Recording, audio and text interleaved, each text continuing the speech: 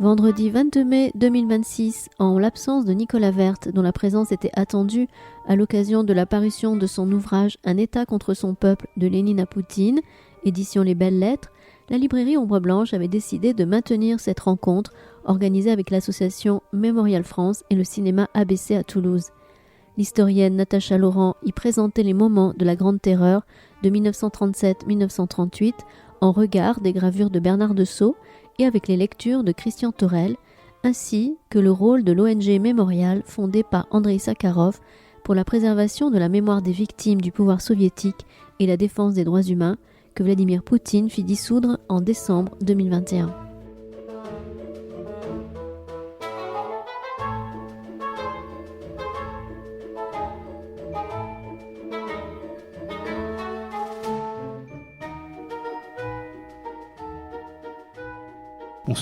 Bonsoir à toutes et à tous. Merci pour votre présence. Alors, il n'y a pas d'erreur, je ne suis pas Nicolas Werth. Moi non plus. Voilà. Et je ne sais pas si tout le monde est bien informé. Voilà, Nicolas Werth a eu un souci, on va dire, d'avant-dernière minute. Hier matin, il a appelé Natacha Laurent pour lui dire qu'il était coincé, on va dire, à l'est de l'Europe, dans une île, vous devinerez assez facilement, et les moyens de transport pour rejoindre l'Europe de l'Ouest sont en difficulté à la suite des problèmes d'approvisionnement en carburant. Voilà. D'ailleurs, mettez-vous ça derrière l'oreille, faites attention aux endroits où vous allez cet été, et après, vous n'êtes pas obligé de partir avec un jerrycan, mais...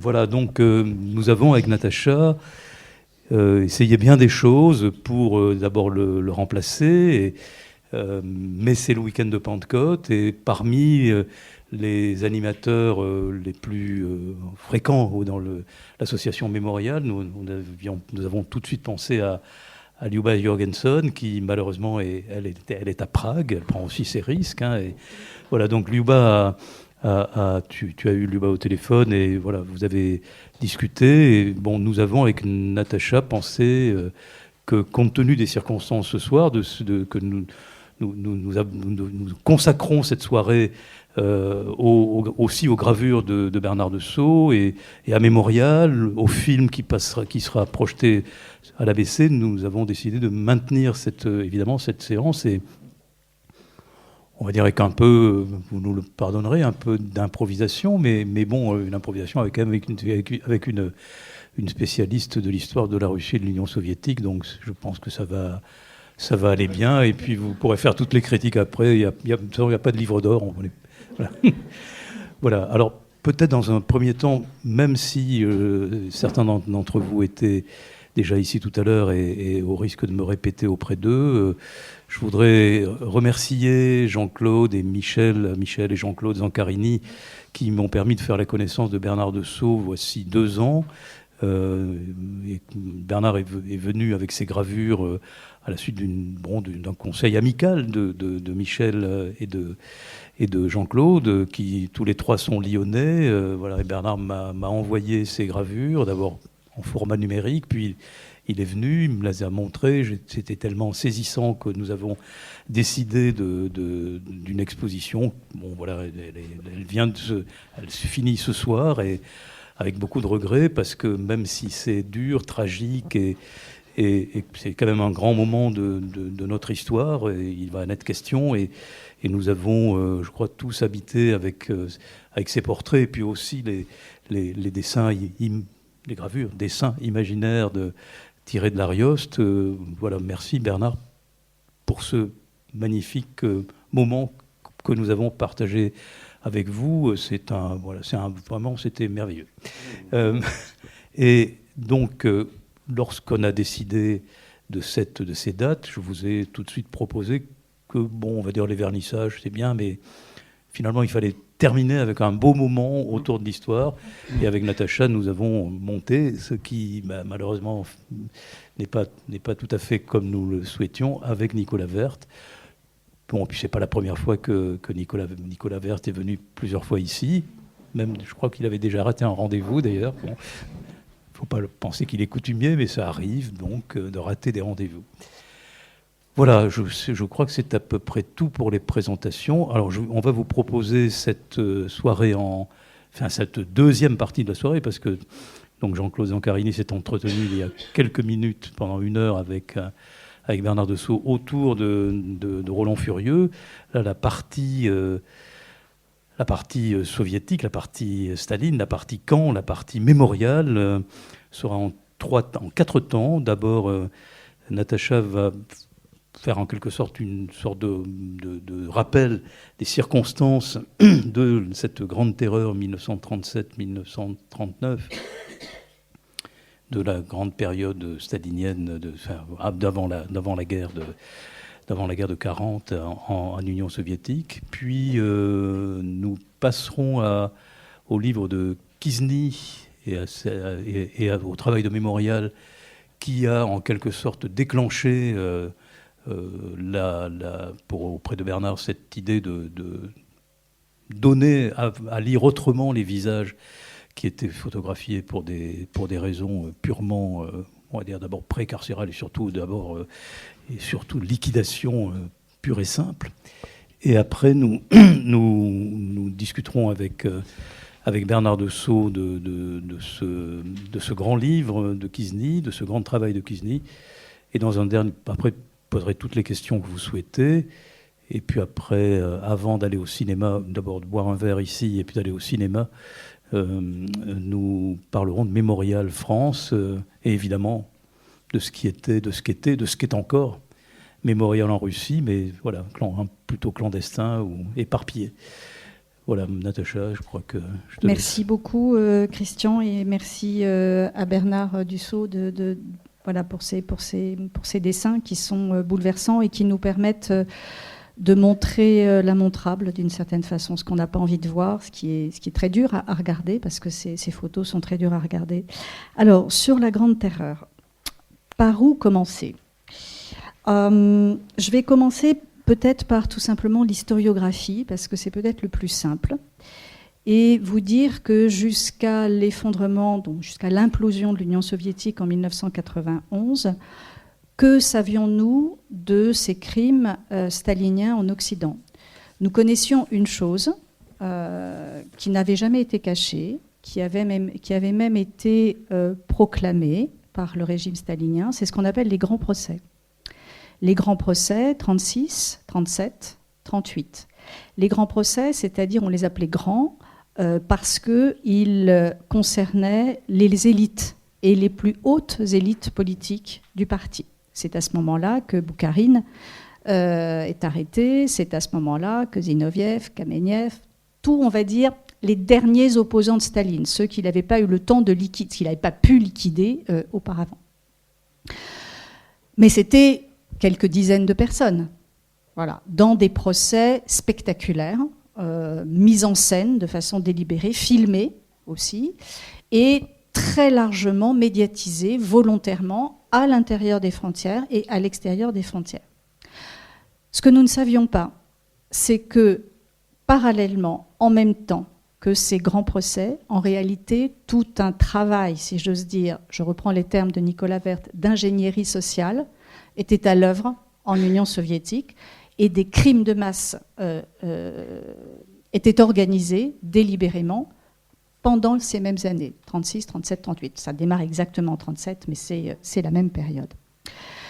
Alors, on commence en fait à découvrir l'ampleur de ce continent. Il faut imaginer qu'on ne savait pas, on ne connaissait pas. Tout ça était resté dans des mémoires privées, individuelles, dont personne en fait ne parlait en Union soviétique, parfois un tout petit peu dans le cercle familial, mais à peine.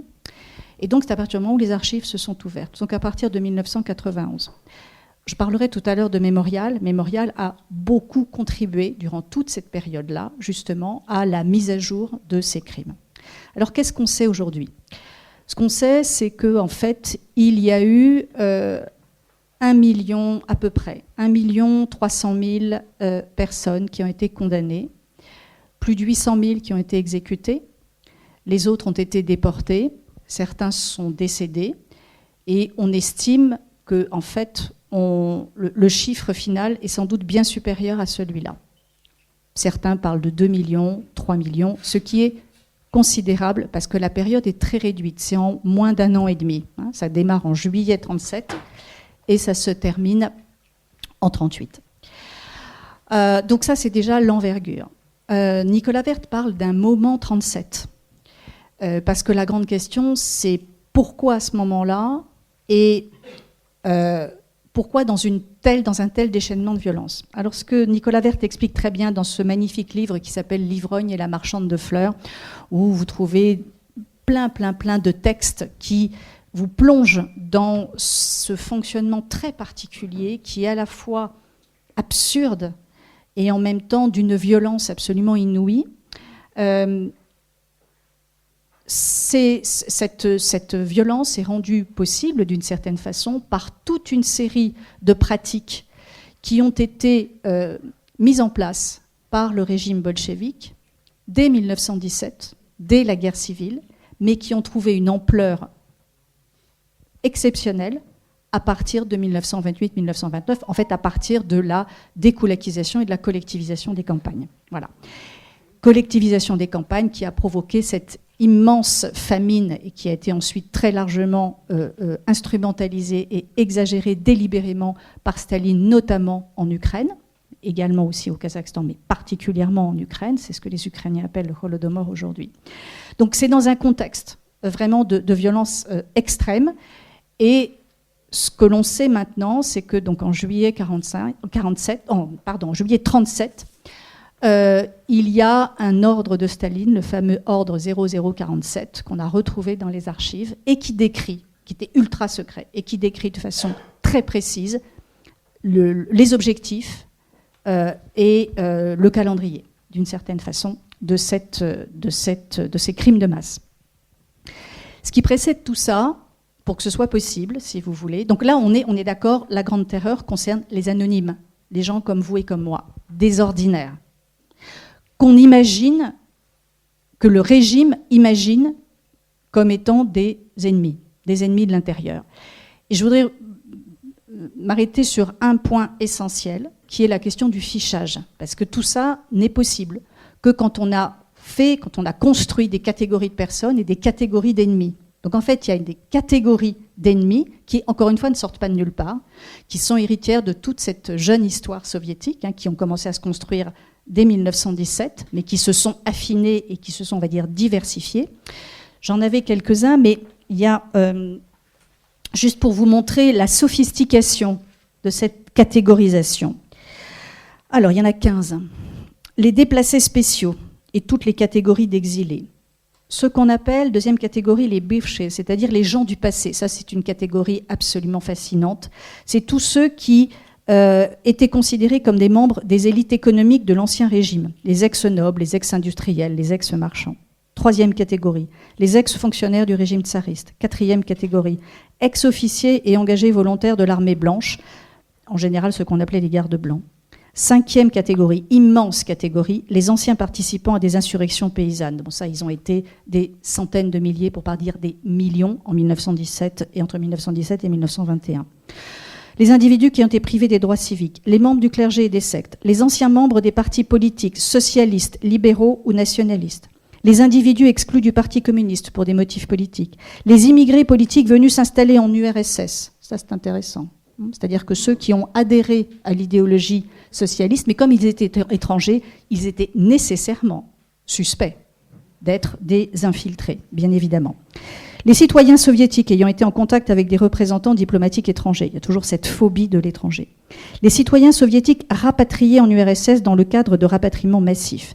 Les citoyens soviétiques d'origine, tenez-vous bien, polonaise, allemande, finlandaise, lettonne, lituanienne, coréenne. Et il y en a comme ça, voilà. Et puis, bien sûr, ceux qui sont... Les criminels récidivistes arrivent en dernière catégorie, c'est une toute petite catégorie. Donc tout ça pour vous dire, après je vais passer la parole à Christian qui va lire un texte sur le fichage, pour vous dire que cette catégorisation de la société soviétique est absolument indispensable à ces opérations d'arrestation massive, d'exécution massive, parce qu'on a calculé, ça fait à peu près 1600 exécutions par jour. Et toutes les directions régionales du parti ont des objectifs chiffrés, avec des quotas de première catégorie et de deuxième catégorie. Dans la première catégorie, ce sont les gens qui sont considérés comme étant les plus dangereux, bien évidemment sans aucune preuve, sans aucun document, simplement sur des suppositions. Et la deuxième catégorie, on les juge un peu moins dangereux. Donc la première catégorie, on les exécute immédiatement, ça c'est vite fait. Et la deuxième catégorie, on les déporte. Bon, si on veut les exécuter, on peut, mais on n'est pas obligé. Voilà. Et chaque direction régionale a, et donc dans le livre de Werth, c'est très très bien mis, avec, par exemple, pour la République de Kazakhstan, je vous dis approximativement, mais les chiffres sont de cette nature-là. 2671 exécutés d'ici telle date, et 2598, deuxième catégorie. République d'Ukraine. Et vous avez des chiffres comme ça, ultra précis, et des quotas d'exécution, d'arrestation, de déportation qu'il faut absolument remplir. Et c'est pour ça que le livre de Nicolas Werth s'appelle L'ivrogne et la marchande de fleurs, c'est-à-dire que ces directions régionales se trouvent dans l'obligation de remplir ces quotas, de remplir le plan, une forme de plan d'une certaine façon. Et donc qu'est-ce qu'on fait ? On arrête un peu n'importe qui. Il y a plein d'anecdotes qui sont absolument stupéfiante. Et je me souviens toujours d'une que je donne souvent en cours, je vois un de mes anciens étudiants, que je donne souvent en cours parce qu'elle m'a marquée. C'est un couple, il est ouvrier, ces deux ouvriers, ils habitent Moscou, et un soir, ils avaient des places pour aller au Bolchoï. À l'époque, c'est très facile d'avoir des places pour le Bolchoï, c'est pas cher et c'est ouvert. Et il sort sans ses papiers d'identité. Eh bien, ça suffit. Il se fait arrêter dans la rue, il n'a pas ses papiers d'identité. Deuxième catégorie, il est arrêté, il est déporté, il en prend pour 10 ans, et la machine s'emballe. Et une fois que vous avez été arrêté une fois, vous êtes suspect puisque vous avez été arrêté. Donc si vous avez été arrêté, c'est bien qu'il y a une raison. Et donc, vous pouvez après être à nouveau arrêté. Et c'est comme ça que cette machine s'emballe et aboutit à des chiffres absolument astronomiques. Alors il y a un texte de Yezhov que Nicolas Werth... Alors Yezhov, c'est le patron du NKVD, donc du commissariat du peuple aux affaires intérieures. Donc c'est l'un des principaux exécutants, co-responsables avec Staline de la Grande Terreur. Il s'adresse à Ouspensky, Il s'adresse à un Ouspensky. Je pense qu'il s'adresse au NKVD d'Ukraine. Il est en train de faire un point avec le NKVD d'Ukraine parce qu'il se déplace, ce monsieur. Voilà, donc Le NKVD, c'est donc le commissariat du peuple aux affaires intérieures, donc, et en même temps police politique essentielle. On pourra rebondir après cette lecture, c'est pas très long. Voilà, Yezhov se lança ensuite dans une longue péroraison sur le fichage. Quand je vous parle de fichage, je n'ai pas en vue des chiffres, des statistiques. Je veux un fichage personnalisé, un véritable dossier sur chacun. Le fichage ne doit pas rester une affaire morte. On fait une fiche sur quelqu'un pour le cas où, et puis quand un jour on vous dira « réprimez les SR, les Polonais, les Allemands », alors vous sortez votre individu fiché SR, Polonais ou Allemand, vous le réprimez. Non, le fichage qu'il nous faut, c'est un véritable fichage social, si je peux dire. L'individu fiché étant en permanence dans votre champ de mire, étant autre chose qu'une simple unité statistique que vous faites entrer en compte pour gonfler les statistiques ou les quotas. Il va vous falloir maintenant aller travailler en archives. Pour vous, les archives, ce sont juste des papiers bons à être bouffés par les rats, alors que dans les archives, il y a des masses d'informations utiles. Alors là, par contre... excusez-moi. Bon. Le camarade Fedorov m'a dit l'autre jour que ce sont précisément les archives qui lui ont permis, à lui et à son équipe, de lever toute une strate de nouveaux éléments à réprimer. Je ne vais pas m'étendre sur le b.a.-ba du fichage, vous connaissez tout ceci par cœur. Je vous le répète, le fichage, c'est la base de tout. C'est lui qui va vous indiquer la direction, où chercher les ennemis pour les extirper. Sans un bon fichage, vous n'arriverez à rien. Après un long développement sur les défaillances, encore plus graves du système de renseignement, Yezhov, qui venait de recevoir le télégramme de Staline accordant un nouveau quota de 30 000 personnes à réprimer, en vint à l'essentiel. Il va donc falloir encore continuer à nettoyer. S'adressant à Ouspensky, vous avez bien reçu le quota pour 6 000 ? Ouspensky, exactement. Yezhov. Il va falloir en attraper encore une trentaine de milliers, et ces 30 000 qu'on va vous allouer, vous allez bien les répartir entre vous par région. Et cette fois-ci, vous allez bien viser la cible, bien viser les principales catégories, bien viser l'ennemi. Vous m'avez bien compris. Je n'inclus pas dans ces 30 000 les autres opérations que vous avez déjà commencées et que vous allez continuer, la ligne polonaise, la ligne de Harbin, la ligne grecque, roumaine et toutes les autres. Les 30 000, c'est la crème. Il faut en finir une fois pour toutes avec les gardes blancs, les koulaks, les insurgés, les cadres insurgés, j'entends, les bandits politiques. En un mot, il faut couper les têtes, écrémer, enlever la crème. Vous allez leur porter un tel coup qu'ils ne s'en relèveront jamais. Voilà, alors tu pourrais peut-être nous dire ce que c'est que cette crème, parce qu'il faut peut-être repartir à quel était le... S'il y avait un but, est-ce qu'il y en avait un? Quel était-il? C'est toute la question. Quel était le but? Parce que finalement, c'est un phénomène très complexe. C'est l'aboutissement à la fois de la construction de figures ennemies, donc qui se sont mises en place depuis 1917, mais qui se sont accélérées depuis la fin des années 20 et dans le contexte, il ne faut jamais l'oublier, international des années 30 aussi, de la montée des périls, de la montée des fascismes, de la guerre d'Espagne, qui joue un rôle absolument considérable dans cette activation de catégories diverses de l'ennemi. Donc en fait, il y a de tout. Parce que là, on a l'impression qu'il parle d'élite, mais en réalité, le koulak, si on prend l'exemple du koulak, qui est censé être un paysan prétendument riche, c'est une catégorie complètement imaginaire.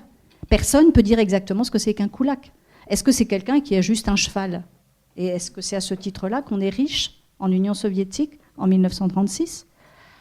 Voilà. C'est des catégories. C'est ça qui est toujours compliqué pour nous à comprendre, c'est que ce sont des catégories qui sont très largement inventées et qui ne reposent pas sur une réalité tangible. Comment dire, une fois que la machine, et Yezhov est un très bon exemple, parce que Yezhov, qui est donc au sommet, puisqu'on parle souvent de la Grande Terreur, on dit souvent que c'est la Yezhov-China, ce qui n'est pas un bon terme, parce que ce n'est pas de lui que ça dépendait naturellement. Il a été un exécutant. Mais lui-même est arrêté en 1938, et lui-même est arrêté et exécuté. Donc c'est une machine qui s'auto-dévore.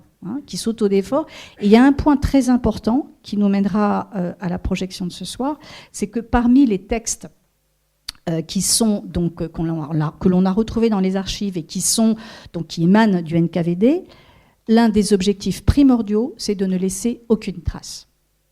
Donc, les corps doivent disparaître. Les corps doivent disparaître dans des fosses communes. Il ne faut pas avertir les familles.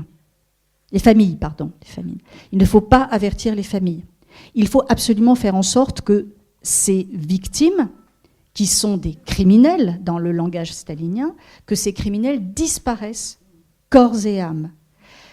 Ce qui explique aussi la difficulté ensuite pour reconstituer cette mémoire, et c'est ce qu'on verra ce soir dans le film L'affaire Dmitriev, c'est qu'à l'intérieur de Mémorial, il y a eu, et il y a encore, des gens qui ont travaillé sur les archives, mais il y a aussi des gens qui ont continué à travailler avec les derniers survivants et des personnes qui sont allées exhumer les charniers. Parce qu'il y a une quantité de charniers dans ce pays absolument invraisemblable, et l'un des plus grands charniers est en Carélie, et il a été découvert par Yuri Dmitriev, qui est donc le personnage central du film que vous verrez ce soir, et qui est actuellement en prison depuis plusieurs années, qui est le plus vieux prisonnier politique aujourd'hui de la Fédération de Russie.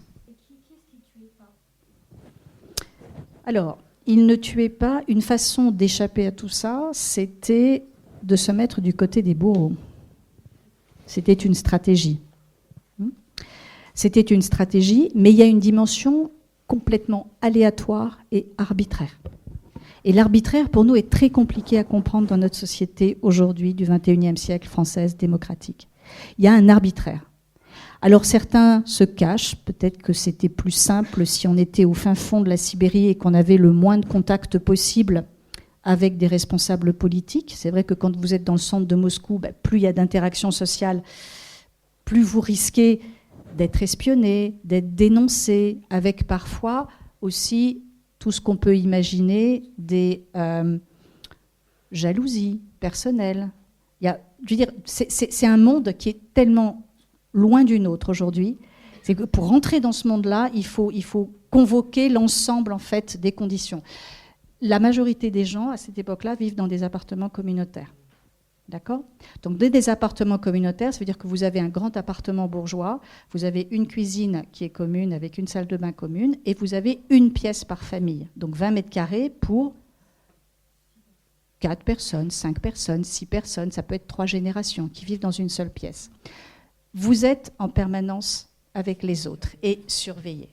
Et la question de la surveillance, il y a aussi plein de dénonciations, puisque la dénonciation est une vertu dans le régime stalinien. On encourage la dénonciation, y compris à l'intérieur même des familles. Donc, pour répondre à votre question, personne n'est à l'abri de rien. Et c'est l'un des outils essentiels du régime stalinien, c'est la peur. C'est la peur, c'est que tout le monde a peur. Tout le monde a peur et tout le monde craint pour sa propre vie, jusqu'au plus haut sommet de l'État. On sait que c'est vrai, quand Staline a eu son AVC le 3 mars 1953, dans son bureau, ses plus proches collaborateurs qui étaient au sommet du comité central, ils se sont tous regardés, personne n'osait entrer dans le bureau, sous peine d'être accusé d'avoir provoqué quelque chose qui pourrait avoir avec la mort de Staline. Moyennant quoi, ils l'ont laissé agoniser pendant 48 heures.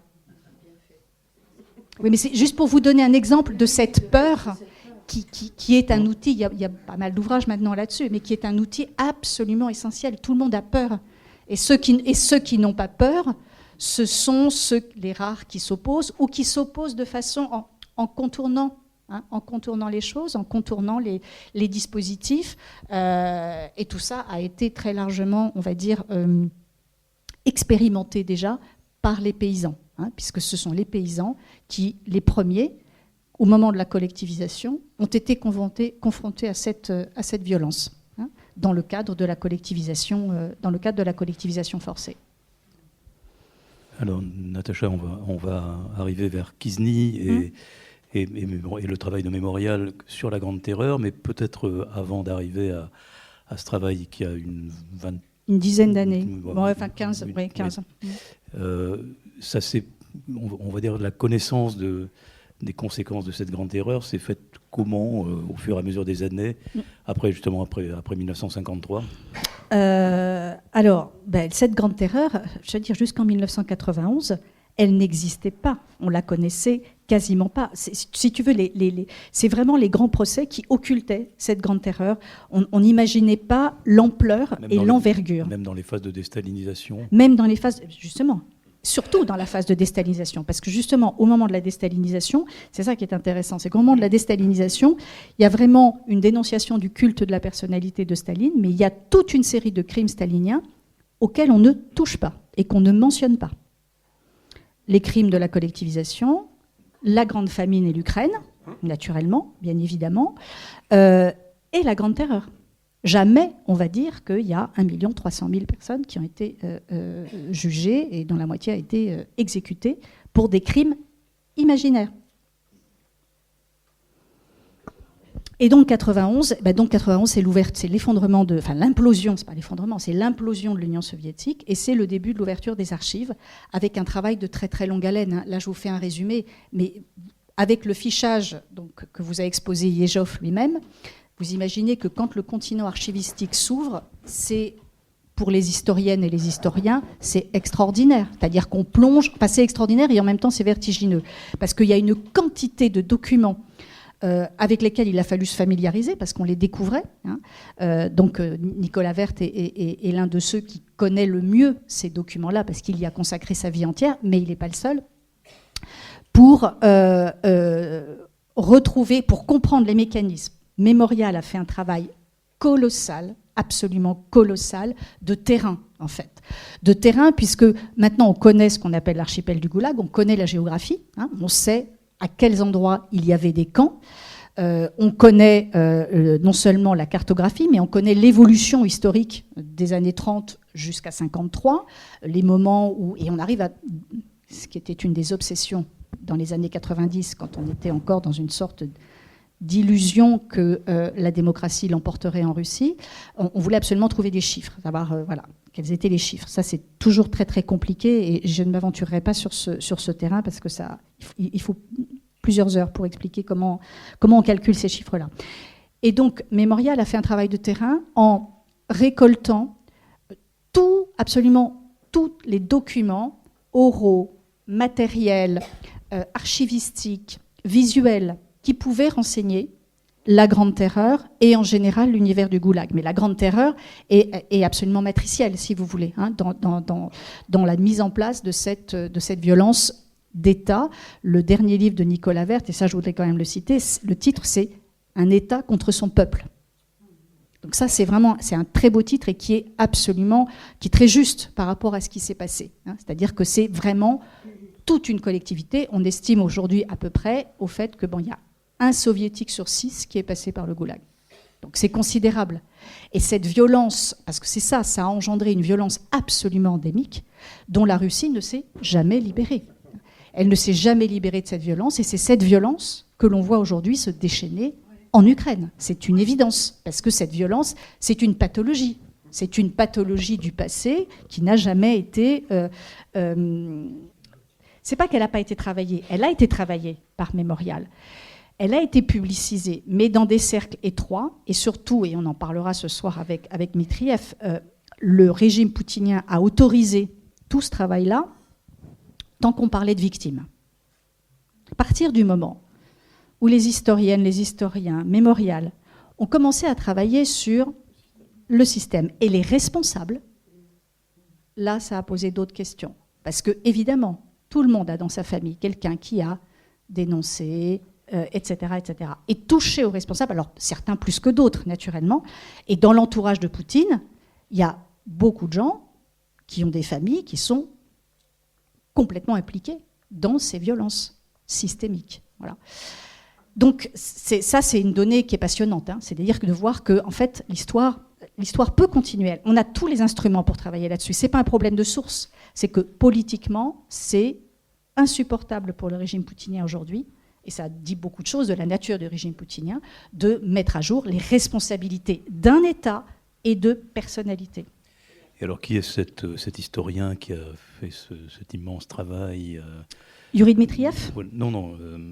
Kijnin. Kijnin. Ouais. Kijnin. Alors. Kijnin. Et est-ce que tu as un peu est-ce que tu sais comment il a travaillé ses sources et qui a produit et où a été produit ce livre que Noir sur Blanc a publié en français, donc depuis la Suisse. Qui est un livre exceptionnel, hein, ce grand livre de photographie, que d'ailleurs, entre nous soit dit, vous ne pouvez acquérir qu'à Ombre Blanche. Hein. En ce moment, il n'y a aucune librairie en France qui vend ce livre-là, donc il faut en profiter. Kijnin est un photographe. C'est un photographe polonais. C'est un photographe polonais qui, en fait, est entré dans la clandestinité à partir de 1981 en Pologne, au moment de Solidarność, et qui a lui-même, dans sa famille, eu des membres qui ont été réprimés, déportés à Irkoutsk, donc ça fait partie aussi de son histoire. Et il a donc... Son travail, et on lui pose la question d'ailleurs dans ce bel entretien avec Luba Jorgenson, est-ce que vous êtes historien ? Qu'est-ce que vous êtes finalement ? Lui, il dit qu'il est photographe, parce que qu'est-ce qu'il a fait en fait ? Les photos dont Bernard s'est inspiré, ce sont des photos qui sont dans les archives et qui sont nées de ce fichage que Yezhov vous a exposé, d'accord ? Puisqu'en fait, sur chacun, c'est ça qui est incroyable, sur chacun de ces réprimés, entre guillemets, il y a des dossiers et il y a des photos. Et Thomas Kijnin est allé dans ces archives et il a justement choisi des photos et il les a photographiées. Voilà, il les a sorties des archives en les photographiant et il explique dans cet entretien qui est passionnant comment il a procédé. Voilà. Alors voilà, donc c'est Luba Jorgenson elle est vice-présidente de Mémorial. Voilà. Nicolas Werth est président. Vous l'avez sûrement rencontrée ici une fois ou l'autre, puisque je crois qu'elle est venue au moins 5 ou 6 fois pour présenter ses livres, ses traductions. C'est une des très grandes traductrices du russe, elle-même écrivaine et essayiste. Et voilà, elle est venue souvent. C'est quelqu'un qui est très présent à la Grâce et auprès des éditions Verdier. Voilà, donc Luba pose la question à Thomas Kijnin, il dit en ce qui concerne votre travail sur les photographies anthropométriques des condamnés, pourquoi, alors qu'il s'agit de paires photographiques, où l'on voit la personne de face et de profil, comme dans toute photographie de police, pourquoi avez-vous choisi uniquement la première, c'est-à-dire la personne de face ?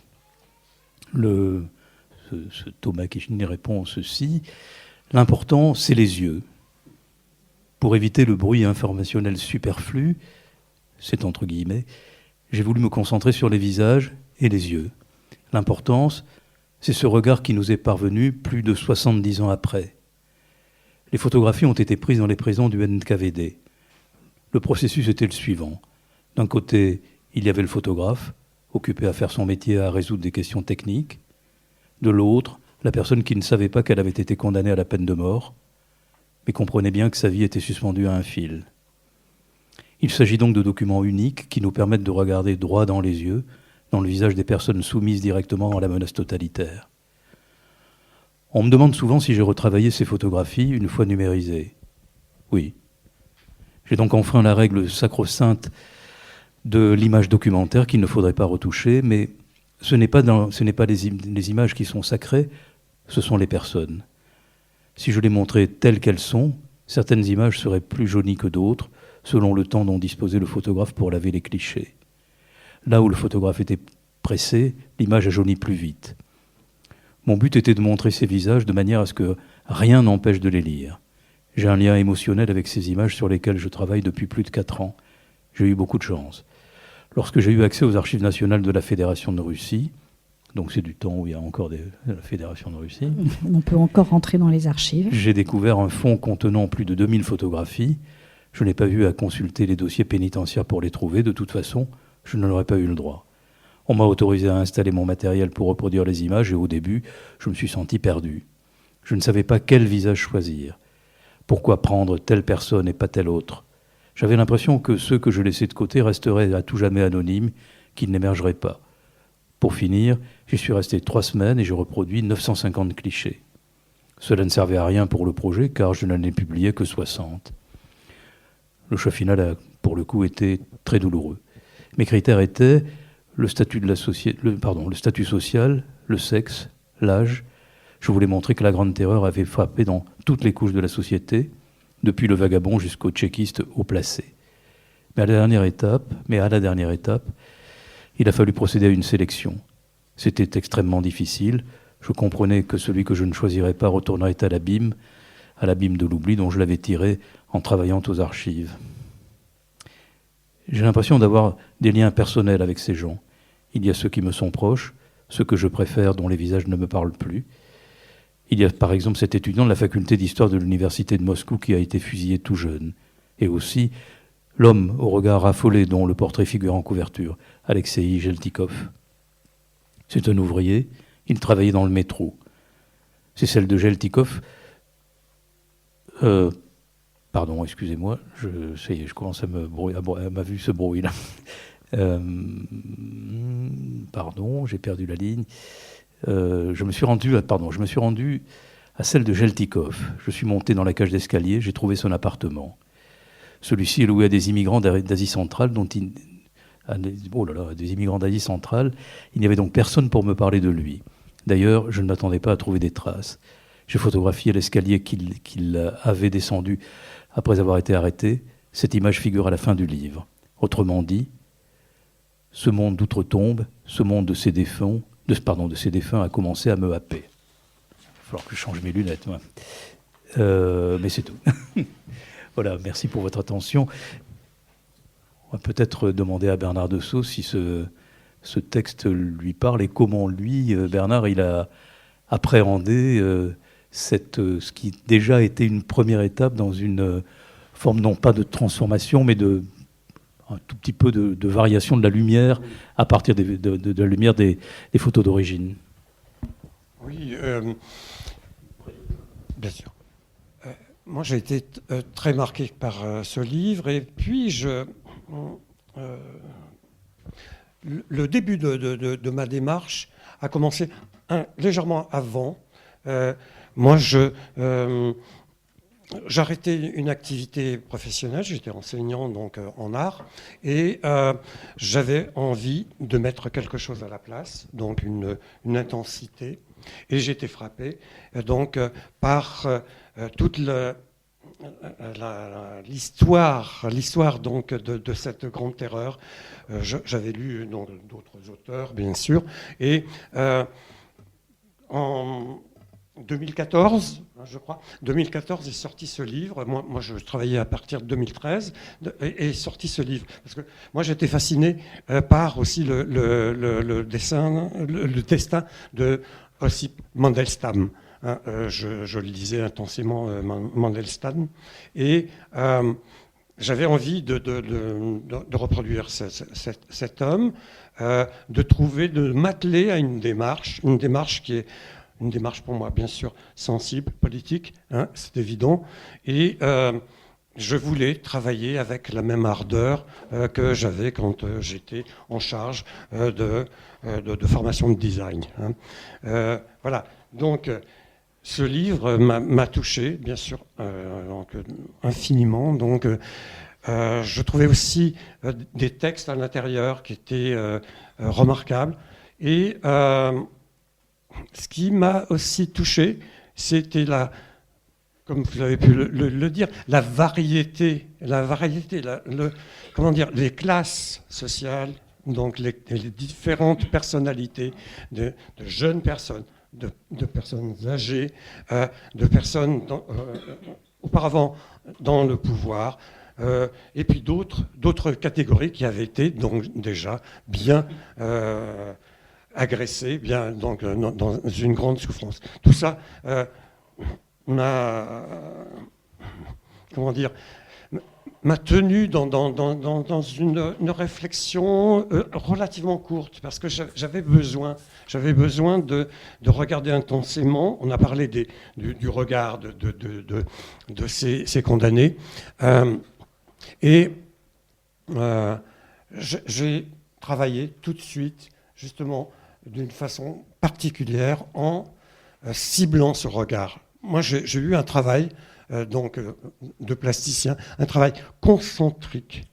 Je travaillais à travers ce regard, et puis j'essayais de garder en moi la personnalité de ces êtres. Je voyais l'effarement, je voyais l'incompréhension, mais j'avais besoin de comprendre leurs racines. Et j'ai donc travaillé avec un médium que vous avez pu remarquer. C'est un médium de la gravure directe, donc c'est à la pointe sèche. Et j'oublie une chose quand même. J'ai fait quelques croquis auparavant. J'ai fait quelques croquis, une série de croquis pour comprendre, pour presque ficher, à mon tour, pour ficher, pour voir quelles étaient ces différentes classes, ces strates de la société atteintes. Et donc, là, j'ai travaillé donc, tout de suite avec une très, très, très grande intensité pour mettre l'élan que j'avais encore après mon travail d'enseignant de scénographie, de costume. Et je voulais bosser tous les jours. Je bossais entre 8 et 12 heures par jour avec plusieurs plaques devant moi. Je voulais faire un éventail de ces personnes. J'ai donc bien sûr regardé l'œuvre de Kiesny avec un grand respect, parce que je crois qu'il est allé au fond des choses. Il a pu extraire donc vraiment une très grande substance. Et puis, moi, de mon côté, comme je disais auparavant, j'étais donc fasciné par Mandelstam, et j'avais des œuvres, des photos de lui. J'ai commencé comme ça. Et puis, j'avais quand même une certaine appréhension de piocher dans l'œuvre de Kiesny. Ça me gênait. D'une part, ça me gênait pour deux choses. Moi, comme graveur, je ne travaille jamais avec des images. Jamais, sauf pour ce projet que je voulais tenir sur un temps court. Un temps qui correspondait donc à la fin de ma première activité, mais aussi 2014, on est dans ce travail de sape de Poutine, qui fait les annexions. Donc là, je voulais être dans cette actualité, et je voulais continuer. Voilà comment j'ai procédé. Bien sûr, j'ai regardé attentivement. Il y avait des notices, quelques petites brèves, des notices qui nous renseignaient sur ces victimes. Hein, et donc, c'était extrêmement poignant pour moi, même si elles étaient succinctes, de comprendre comment l'arrestation pouvait se faire, la tyrannie pouvait se faire, l'archive contre eux qui se mettait en place. Voilà.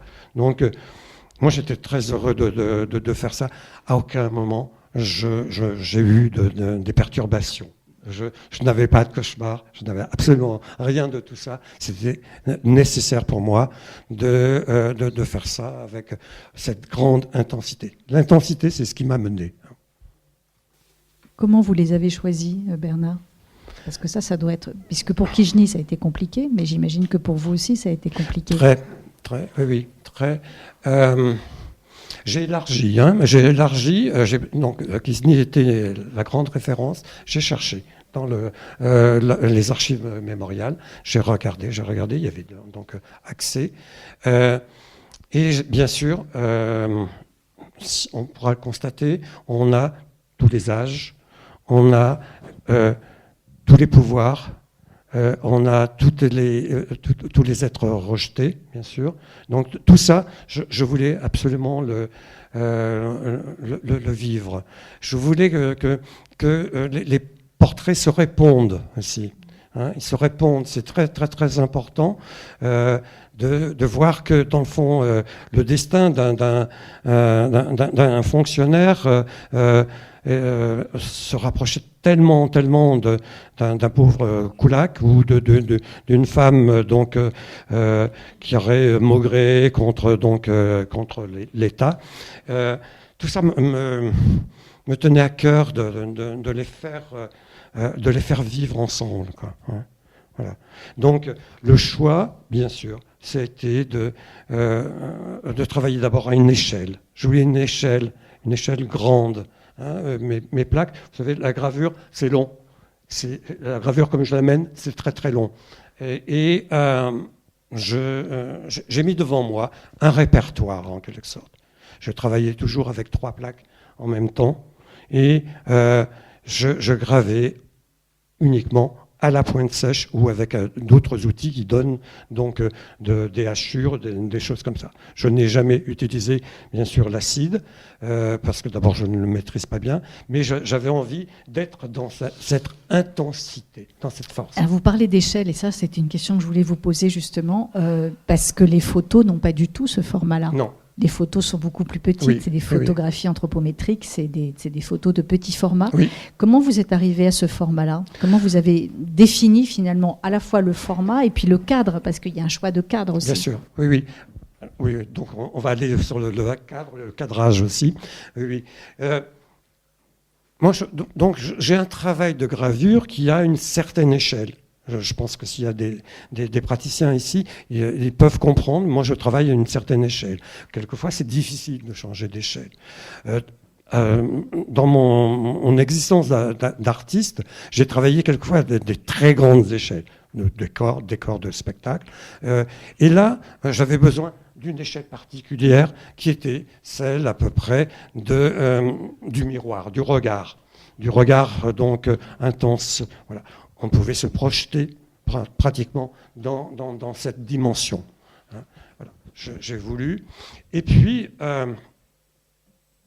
la technique et ma volonté, en quelque sorte, la technique me permettait d'être dans le contraste plus marqué que ces photos, qui étaient quand même prises avec des appareils extrêmement perfectionné. Hein. À l'époque, là, c'était vraiment donc un très bon appareil de photo anthropométrique. Mais là, les tirages étaient usés, bien sûr. Et moi, j'avais besoin de ce relief, de cette montrer aussi comment moi j'avais pénétré dans la chose. C'est un geste lourd. Moi, j'ai travaillé avec la force du poignet. Environ 80 heures par plaque. 80 heures par plaque. Donc, et j'ai voulu que ça soit dans un temps bref. Je ne voulais pas porter plus longtemps cette chose, puisque j'avais ça à mener, j'avais une autre démarche qui vivait encore aussi. Je voulais absolument donc être très concis.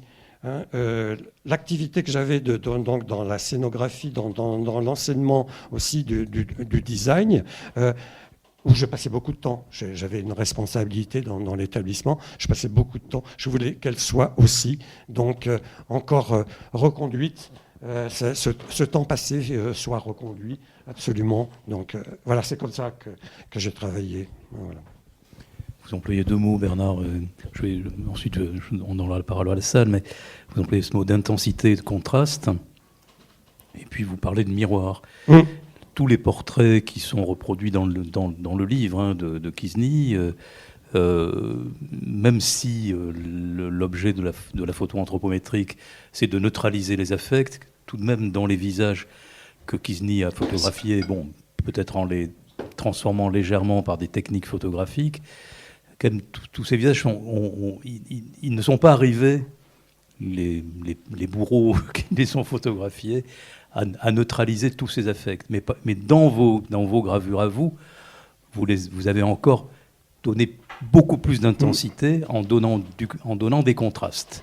Et ces intensités viennent encore augmenter cette puissance des affects et des émotions. Et la question que je voulais vous poser, c'est ces émotions que vous donnez à ces visages, qui peuvent être tragiques, étonnés, enfin bon, il y a plein de registres différents dans l'expression de chacun d'entre eux.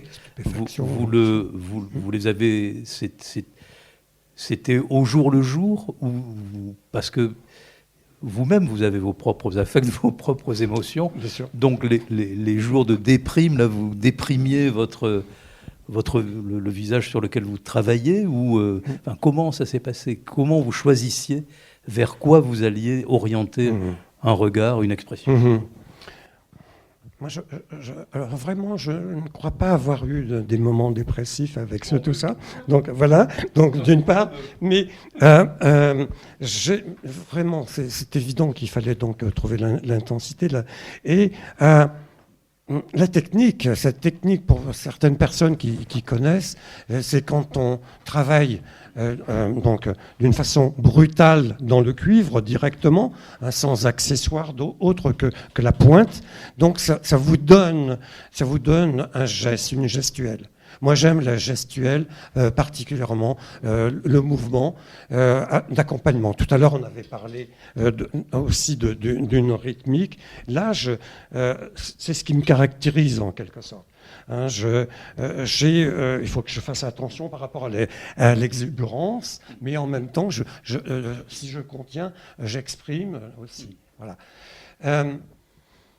Moi, je ne sais pas que dire de ce moment, mais ce moment, il a été donc court, bref quand même, parce que si vous imaginez que j'ai arrêté, hein, donc 4 ans après, j'ai mis du temps à trouver le bon graveur, parce que j'avais des amis graveurs, un homme que je respectais beaucoup à Paris, et malheureusement, il était un petit peu trop fatigué pour faire mon travail. J'ai attendu un peu et j'ai fait le tour de quelques graveurs et j'ai voulu donc être près d'eux, à chaque tirage, dire attention, on y va, là, là, là. Donc, c'était très, très important de maîtriser, d'être aussi dans une mise à distance de toutes cette documentation, tous ces livres aussi, moi je les ai lus, bien sûr, ils m'ont donc fasciné. Donc ce livre a été un des premiers, donc là ici, de l'ivrogne et de la marchande de fleurs, ça a été un des premiers livres qui m'ont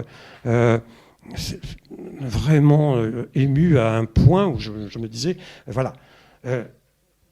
Les temps sont terribles, on revient à la chose, je veux y aller, je veux combattre. Voilà, je veux combattre. Voilà. Est-ce qu'il y a des interventions dans la salle avant que Natacha ne parle de mémorial? Oui. Donc félicitations pour votre travail. Donc moi j'ai fait un peu de gravure, un peu de dessin. Et au niveau du regard, c'est magique. Et le plus difficile, c'est faire un regard. Et c'est remarquable. Et ensuite, par rapport au fichage, le KGB, le SB, etc., etc. Donc moi, j'étais à Berlin-Ouest en 88, donc j'ai vu le mur de Berlin. C'est impressionnant. Hein. Et donc ce système, le KGB, le VSB, donc il est derrière tout ça, il manœuvre et il est caché. Il est caché. Et je finis là-dessus. Une fois, donc, il y avait Gorbatchev qui avait été interviewé quelques temps avant qu'il meure. Il était en résidence surveillée. Et la journaliste y a posé des questions. Bon, sur l'Afghanistan, qu'est-ce que c'est? Et là, il a posé une question gênante. Il a dit, je ne réponds pas.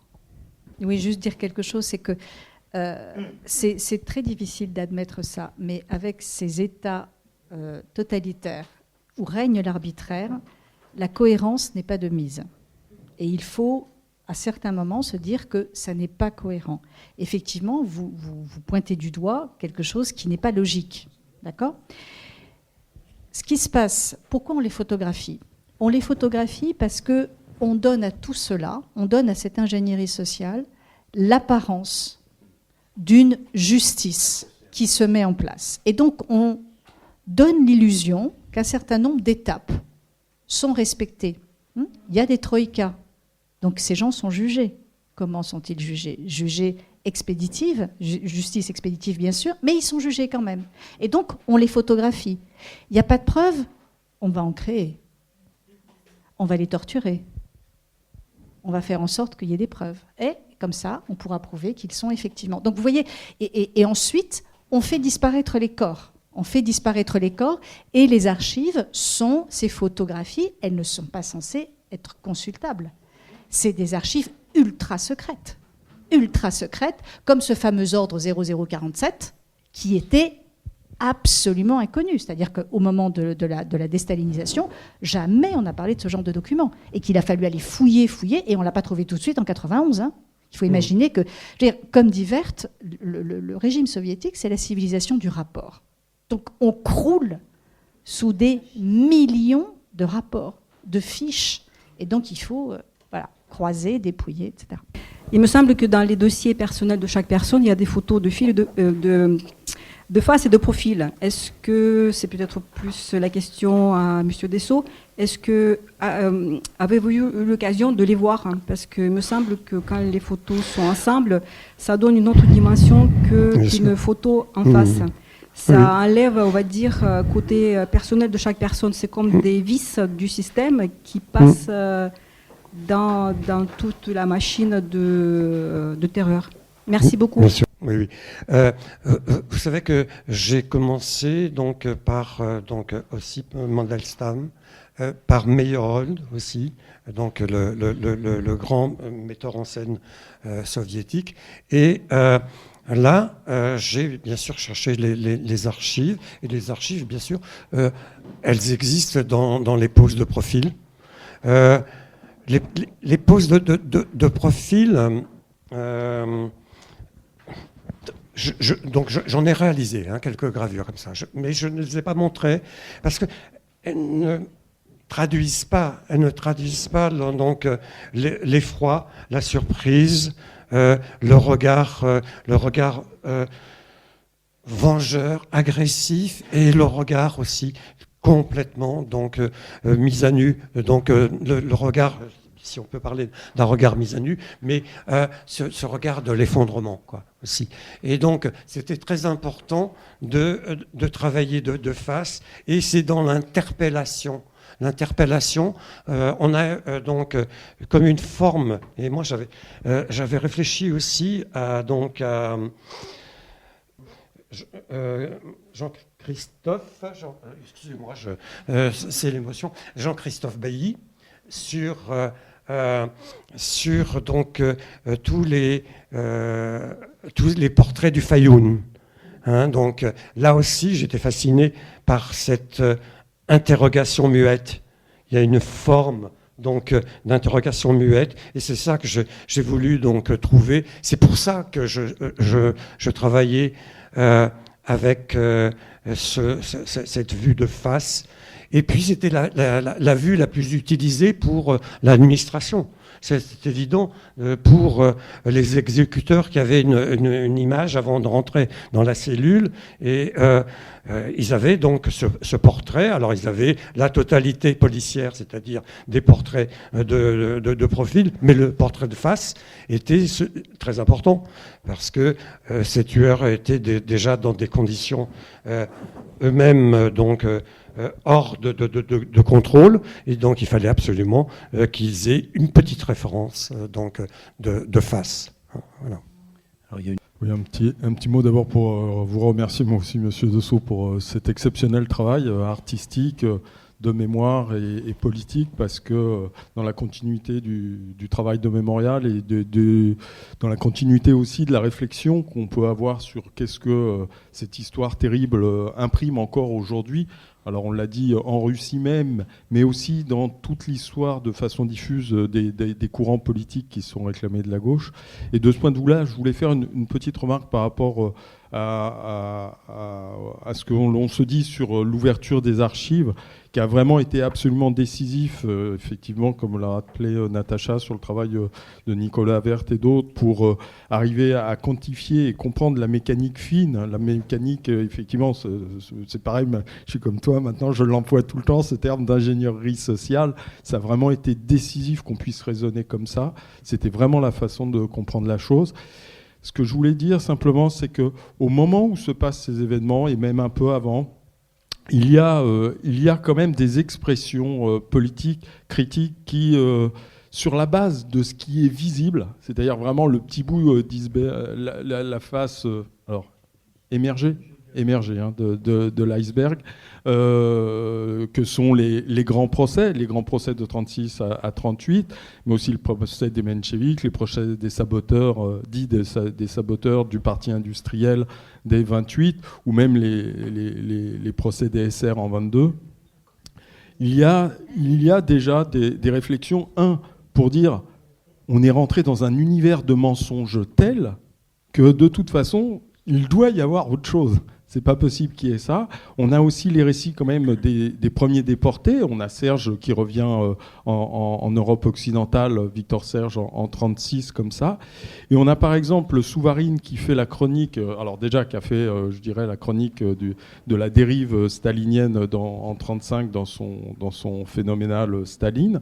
Mais il y a surtout dans ses chroniques des procès de Moscou, à un moment donné, il va dire, mais pour les quelques-uns qu'on voit condamnés maintenant, il dit, vous pouvez prendre en cascade des dizaines, des centaines de personnes, parce qu'il sait comment ça fonctionne, il sait que c'est la famille qui part, on sait que c'est les amis qui partent.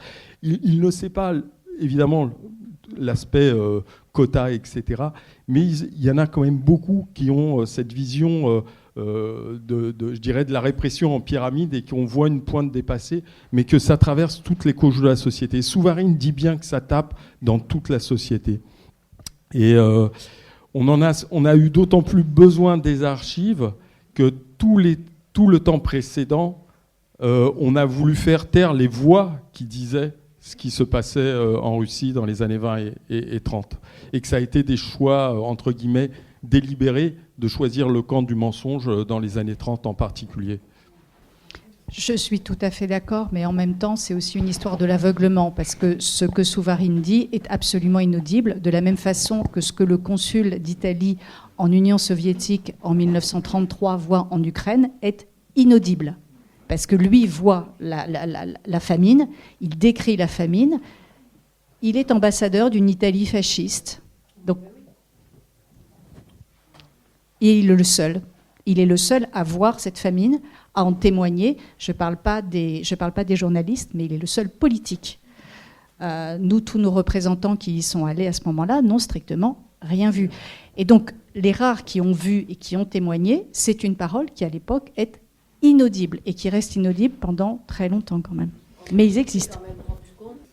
Ce sera la dernière question. Merci. Je crois qu'on ne met jamais assez l'accent sur le contraste qu'il y avait dans ces pays-là. Ça ne touche pas forcément la Russie toute seule, enfin l'Union soviétique, mais tous ces pays totalitaires, en particulier les pays de l'Est, entre d'un côté le silence de mort qui règne sur le pays, un silence qui est composé de peur, de lâcheté, de peur pour soi, pour les autres, etc. Et comment pourrait-on dire, une surabondance d'informations dans les archives en raison de la méticulosité du suivi de ces exécutions, aussi nombreuses soient-elles. C'est vraiment les archivistes et les scribes étaient probablement les seules personnes à enregistrer tout ça méticuleusement et à être au courant finalement de certaines choses. Mais comme on ne parlait pas, je schématise, hein, mais c'est comme ça même encore. Hein. Vous savez, quand il y a des exécutions à l'Est, c'est enregistré, et même le numéro de série du revolver qui a servi à la balle dans la nuque, c'est enregistré quelque part. C'est pas... Oui, je suis sûr. Non. Bon, alors on ne pourra pas refaire l'histoire de l'Union soviétique ce soir, donc, mais je reprends ce que disait Eric à propos du mot mensonge, et il y a le témoignage de Ante Siliga, hein, au pays du mensonge déconcertant. Tu te souviens de ce titre? Voilà, donc... Pour terminer, parce qu'il il fait très chaud, donc on va être donc nous allons écouter Natacha sur Mémorial. Oui. Ouais, sur Mémorial, très rapidement, pour avant vous dire... Avant le film de ce soir. Avant le film de 20h30 qui est connecté directement à Mémorial. Juste pour vous dire que Mémorial est une initiative citoyenne tout à fait exceptionnelle. Elle est née à la fin, l'association, et c'est une ONG, elle est née à la fin de la perestroïka, en 1989, autour d'une très grande figure de la dissidence soviétique, qui est Andrei Sakharov. Donc Sakharov, grand physicien, père de la bombache soviétique, opposant au régime brejnevien à partir de la fin des années 60, prix Nobel de la paix en 1975, et exilé politique intérieur, puisqu'il a été exilé dans la ville de Gorky, qui était une ville fermée aux étrangers. Le retour d'exil de Sakharov à la fin de l'année 86 est un moment décisif de la perestroïka, qui est fondé, peut-être que vous vous en souvenez, sur ce qu'on appelle en russe la glasnost, c'est-à-dire la capacité d'apporter la clarté dans la parole, voilà, de dire les choses. Et Mémorial est donc fondé en 1989. Dans ce contexte-là, et marque un point très important, c'est l'émergence de façon tangible de la société civile. Parce que dans ces régimes totalitaires, l'une des grandes questions, c'est y a-t-il une société en dehors de cet État totalitaire? Et Mémorial a été l'une des preuves du fait, on en a d'autres maintenant, du fait qu'il y a une société civile, il y avait une société civile, et elle émerge dans ce contexte-là. Alors, Mémorial, avant son interdiction fin 21, sur laquelle je vais revenir, Mémorial existait sous la forme de 2 branches juridiquement distinctes, mais qui nous intéressent vraiment aujourd'hui, parce que c'est la nature même de cette double nature, si vous voulez, est au cœur de ce que Christian Thorel a voulu faire ici dans la galerie, c'est-à-dire la grande terreur au présent. La première branche de Mémorial, c'est une branche qui est consacrée à l'histoire. Elle s'appelle Mémorial International. Elle est consacrée à l'histoire et elle a pour objectif de faire toute la lumière sur les crimes staliniens. On est en 89, tout est à faire. Voilà, sur toute la période, sur tout le territoire, autant vous dire que le travail est gigantesque. Et puis, il y a une deuxième mémorial, qui est le Comité des droits humains. Le Comité des droits humains qui, lui, travaille sur le temps présent et qui travaille très tôt, parce qu'il a tout de suite du travail sur la planche, sur les guerres de Tchétchénie, sur la violence du régime russe en Tchétchénie, puis sur les assassinats, bien sûr, de journalistes dans ce cadre-là, puis 2008, l'invasion de la Géorgie, puis 2014, Maïdan et donc l'invasion de l'Ukraine, de la Crimée et du Donbass. Donc, c'est très important pour comprendre l'identité de Mémorial de voir qu'il y a 2 entités juridiquement distinctes, mais en fait, c'est la même association. C'est la même association qui considère que le travail sur le passé est totalement connecté au travail pour la lutte pour les droits humains. Alors, je pourrais vous refaire toute la chronologie on va dire, qui mène à l'interdiction, à la liquidation de Mémorial en décembre 2021. Ça démarre en 2012 avec la création d'une nouvelle catégorie, dans la bonne tradition soviétique, la catégorie agent de l'étranger. Agent de l'étranger qui ne vient pas de nulle part, qui rappelle les temps staliniens, et qui donc est utilisé de façon absolument très efficace par le régime poutinien pour dénoncer, arrêter, condamner, pour aussi supprimer des subsides. Et dès 2012, Mémorial devient agent de l'étranger, ce qui contraint Mémorial, alors Mémorial continue à exister, mais à payer des sommes extravagantes d'amendes parce que c'est très contraignant, il faut que vous vous déclariez comme agent de l'étranger, il faut que vous mettiez sur toutes vos publications, sur le site, sur le truc, enfin bon, la bureaucratie russe dans ce qu'elle a de meilleur. Quel est le travail de Mémorial ? Donc, d'un côté centre des droits humains, c'est un travail, c'est une ONG, avec des avocats, avec des journalistes qui traquent toutes les infractions et qui dénoncent tous les crimes qui attentent aux droits humains. Et puis de l'autre côté, il y a donc ce mémorial qui travaille sur les répressions staliniennes par tous les moyens, c'est ce que j'expliquais tout à l'heure, collecte de documents visuels, entretien de témoignages, recherche dans les archives, constitution, donner des noms à ces malheureux et malheureuses qui ont été victimes des répressions staliniennes. Il y a même désormais un jour, qui est le 29 octobre, qui est le jour où on prononce les noms des victimes des crimes staliniens. Donc trouver les noms et puis fouiller en archéologue. C'est ce qu'on verra ce soir avec Yuri Dmitriev, qui est l'un des plus connus. C'est celui qui a mis à jour des chantiers, enfin des charniers monstrueux, enfin un charnier très important en Carélie, à Sandormor, qui est un très beau livre et on en parlera ce soir. Lui-même membre de l'ONG Mémorial Carélie, parce que Mémorial avait des antennes. Voilà.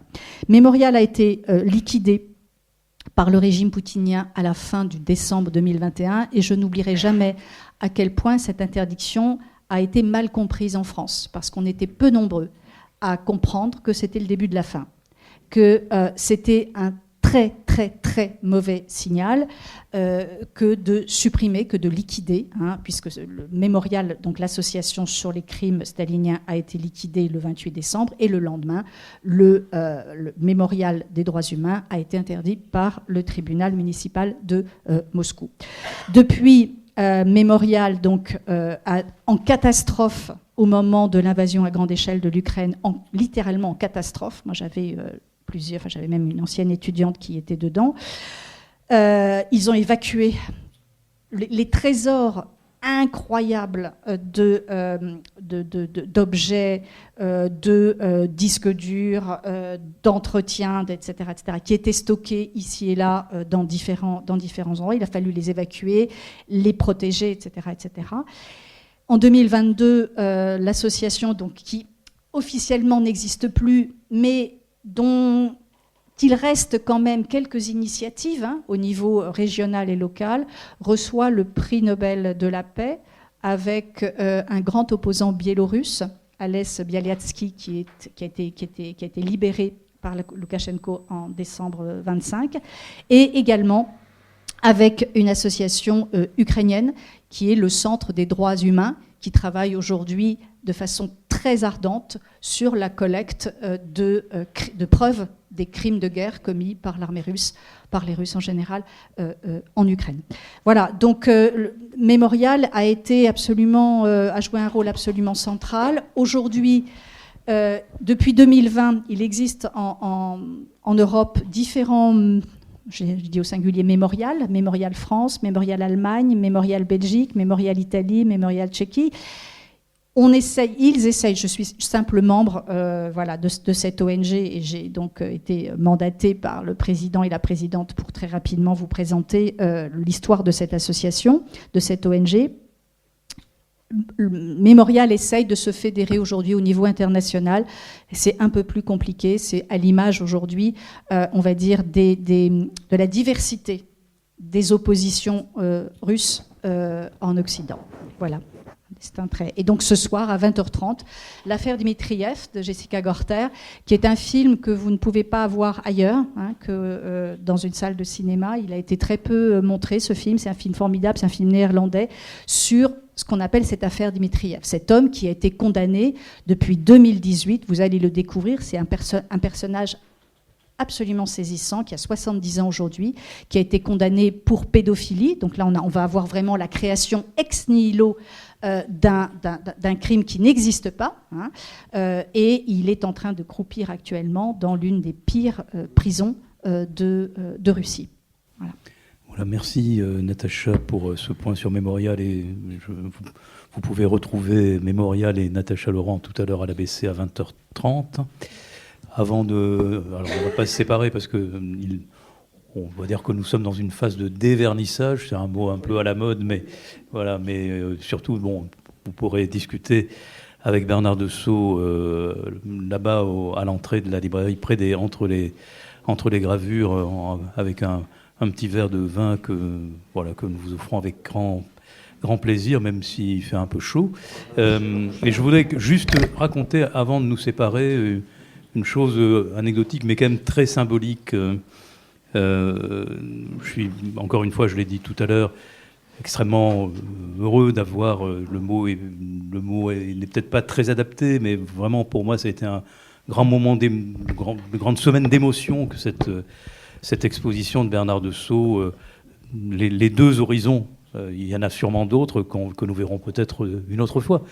En tout cas, ces deux-là. Et cette anecdote, on la doit à quelqu'un qui fréquente la librairie depuis longtemps, qui s'appelle Michel Faupe, qui est lui-même artiste, et qui, hier ou avant-hier, a rappelé à Quentin, qui accueille le public ici, que dans cet endroit, il y a quelques années, une exposition autour des mêmes visages. C'est-à-dire que la première partie de cette galerie, je l'avais mise à disposition de la galerie Le Confort des Étranges et de Jacques Roubert. Et j'ai beaucoup accompagné Jacques, non pas dans ses choix, il avait ses orientations, mais de temps en temps on partageait des choses. Et voilà, la mémoire de quelqu'un qui commence à avoir trop d'âge, pour tout garder en mémoire, m'a fait défaut. Il m'a rappelé, Jacques Roubert, que j'ai appelé, qu'effectivement, il y a quelques années, Justin Jones, qui est un artiste anglais qui habite en Ariège, avait proposé 24 portraits de la même série, mais des portraits en couleur, pastel, un peu plus petits, dont un, effectivement, qui était le plus connu, et qui est, curieusement, celui que j'ai choisi, l'homme, pas la femme, que j'ai choisi pour un de ces deux portraits que j'ai choisi pour mettre en avant cette exposition. Voilà, et donc dire à quel point cette série de portraits, cette histoire, finalement, elle nous appartient à tous, et quelqu'un d'autre l'avait déjà, en quelque sorte, mise en scène et mise en peinture. Je trouve ce hasard assez, à la fois troublant et je trouve ça, je voulais en faire part à tout le monde. Voilà, merci.